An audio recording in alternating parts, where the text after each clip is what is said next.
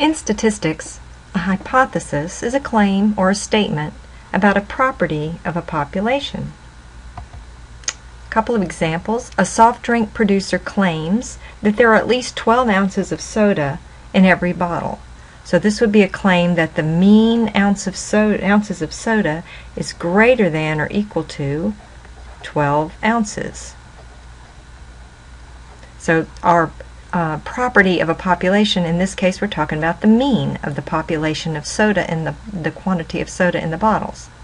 Another example, medical researchers claim that most migraine sufferers experience relief when they use a new medication. So this is a proportion of people, right? Most is indicating that. And so what we're saying is, to indicate most, we would say the population proportion P then would have to be greater than 0.5, or 0.50 if you want to think of it as 50%.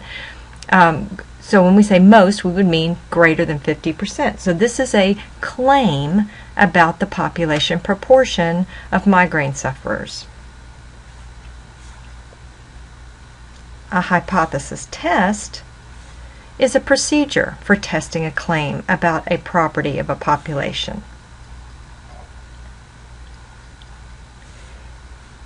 And another name for a hypothesis test is a test of significance. Let's see. A test of significance. You may hear that terminology also. Hypothesis test or a test of significance. Okay, so the methods of hypothesis testing that we'll learn are based on the rare event rule. We've seen this before, the rare event rule. Let's go over that again.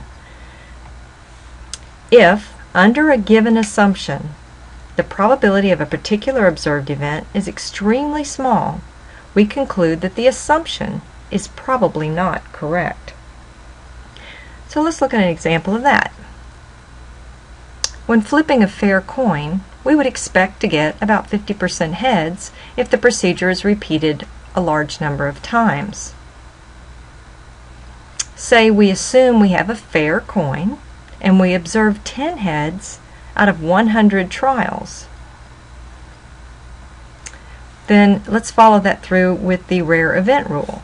The rare event rule then says if under a given assumption, so in this case our assumption is we have a fair coin. The next part of the rare event rule says the probability of a particular observed event, and in this case we observed 10 heads out of 100 trials, is extremely small. Now let's think about this. So we've seen this type of distribution before. This would be a binomial distribution. You either get a head or you don't. So the number of outcomes is 2. We have outcomes in 2 categories. It's a head, it's not a head. We have a fixed number of trials, n is 100. Remember all the requirements for a binomial. The probability is constant for success. We expect the probability of 0.5, and the trials are independent. So what the outcome of trial 1 has no effect on the outcome of trial 2. So this is a binomial. So we could actually compute the probability of observing 10 heads out of 100 trials if we assume that the probability of success is 50%. So let's look at that. So we assume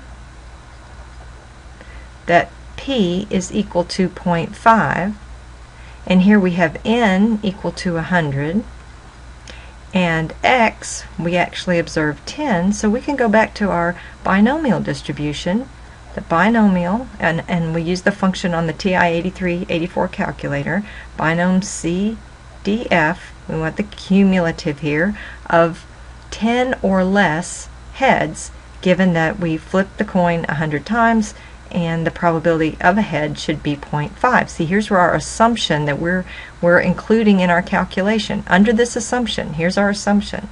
So remember how we put this in. 100, 0.5, and 10. And if you calculate this, you will actually get a number that's so small that when rounded to 4 decimal places, it's essentially 0.